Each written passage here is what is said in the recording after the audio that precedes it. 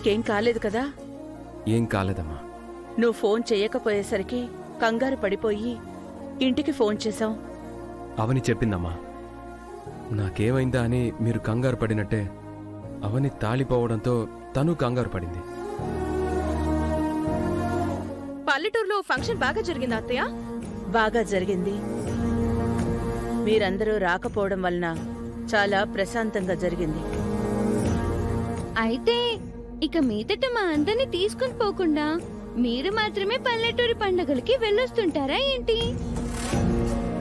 అత్తయ్య తీరు అలాగే ఉంది. ఎన్ని గొడవలున్నా ఎన్ని సమస్యలొచ్చినా కుటుంబ సమేతంగా వెళ్లడం వలన వచ్చే ఆ గౌరవమే వేరు. అప్పటి సంగతి అప్పుడు చూసుకుందాం. ఆ విషయం ఇంకా వదిలేయండి. శ్రీకర్, నువ్వు అసలు విషయం చెప్పు. అసలు విషయం ఏంటది?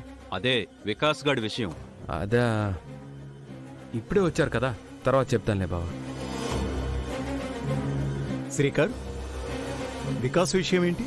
మీ మీద అటాక్ చేయడానికి వచ్చిన ముసుగు దొంగ ఎవరో కాదు నాన్న.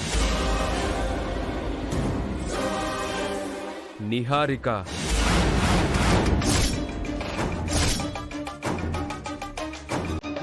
నువ్వంత గ్యాప్ పీకిరా, కంప్లీట్ చెయ్యి. నిహారిక వాళ్ళ బావ వికాస్.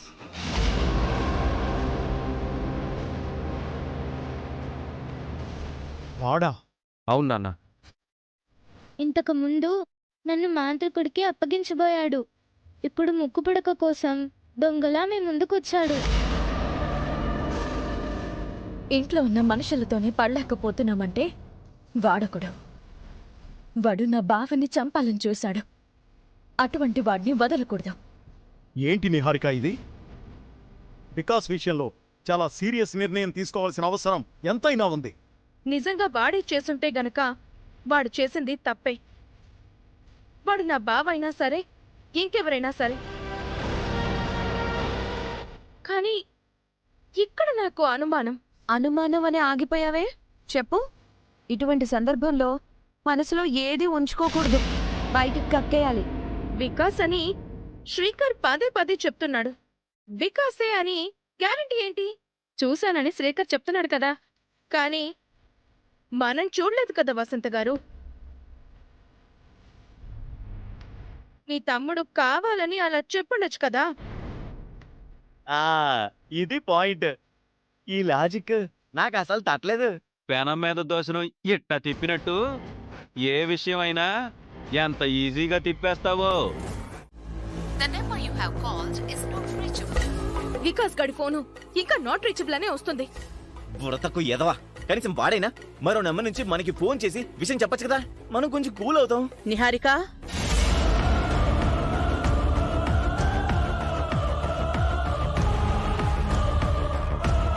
ఏంటత్తయ్యా? వికాస్ పేరు వినిపించిందేంటి? అమ్మయ్య, అమ్మ టైటిల్స్ దగ్గర నుంచి కథ మొత్తం వినేసింది అనుకున్నాను. పూర్తిగా వినలేదన్నమాట. బతికిపోయాం. ఏం మాట్లాడుకుంటున్నారని అడిగాను. తెల్లమొహాలు వేసుకుని చూస్తారేంటి? అదే అత్తయ్య, వికాస్ మీద ఆరోపణ వచ్చింది కదా, ఆ విషయం గురించి అమ్మ వాళ్లతో మాట్లాడదామంటే అమ్మ వాళ్ళు ఫోనే లిఫ్ట్ చేయడం లేదు. ఒక నిజం చెప్పండి. ఏ నిజమమ్మా? వికాస్ ముక్కు పుడకను అమ్మవారిని దొంగిలించడానికి వచ్చిన విషయంలో మీ ప్రమేయం ఏం లేదు కదా? అమ్మా, నువ్వు మమ్మల్ని అనుమానిస్తున్నావు అమ్మా? అంతలే, ఒకసారి చెడు పని చేశాక తర్వాత 100 మంచి పనులు చేసినా అవి కౌంట్లోకి రావు. ప్రస్తుతం మా పరిస్థితి అలాగే ఉంది. నిజంగా మాకు ఏం సంబంధం లేదత్తయ్యా. నీ చేతుల మీదుగా ముక్కు పుడకన అందుకోవాలనే ఆశ నాకుంది గాని మరొకరి చేతులకి అప్పగించాలనే బుద్ధి అయితే నాకు లేదు. గతంలో మీరు చేసిన పెద్ద పెద్ద తప్పులను కూడా నేను క్షమించేశాను.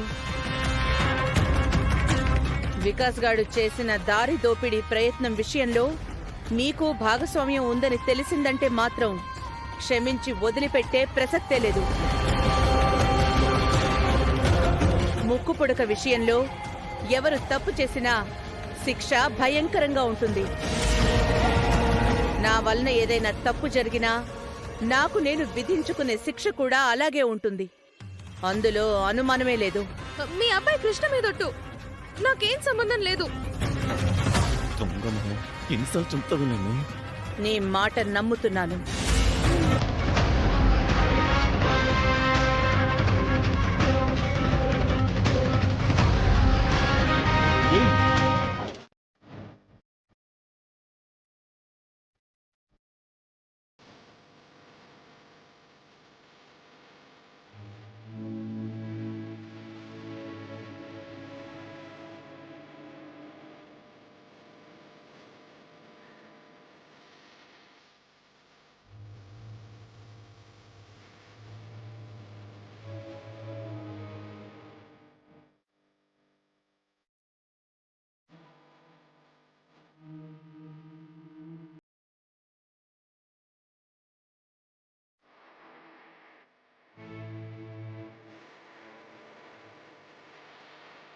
ఈ సూత్రాలు నా పంచ ప్రాణాలు అని నీకు తెలుసు. మరి వీటిని నా నుంచి అప్పుడప్పుడు దూరం చేస్తూ ఎందుకు నన్ను పరీక్షిస్తున్నావు తల్లి? ఎందుకు నా బావకి ఆపదలను తలపెడుతున్నావు? నా బావకేమైనా అయ్యింది అంటే నా ఊపిరి ఆగిపోతుందని నీకు తెలుసు కదా. ఇంకెప్పుడు దీనిని నా నుంచి దూరం చేయకు. నా బావకి ఎలాంటి ఆపద దరి చేరనివ్వకు.